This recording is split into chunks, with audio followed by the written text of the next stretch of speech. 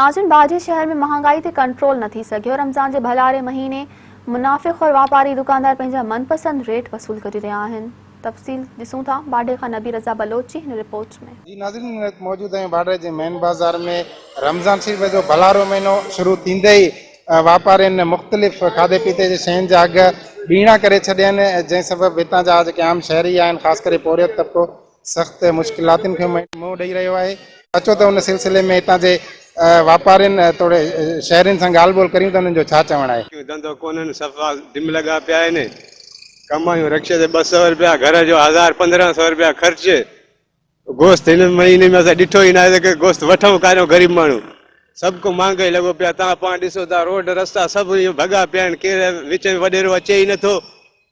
महांगाई चोट चढ़ी आहिनि। ही जेका महांगाई आहे बाडे जे शहर में, एतिरी महांगाई आहे जो ग़रीब माण्हू, मां त सम्झां थो त खीर जो बि ढुक न पी सघंदो। रमज़ान जो भलारो महीने में आसमान सां पैसा रेट ॻाल्हाइनि।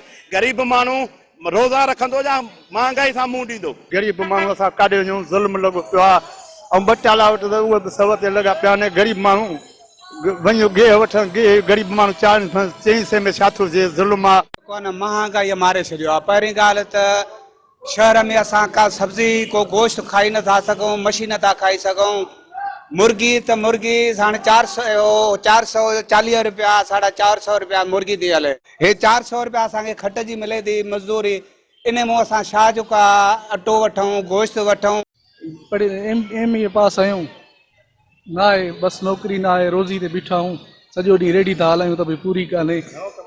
साईं छा इहो 400-500 कमाईंदा आहियूं, छा कमाईंदा।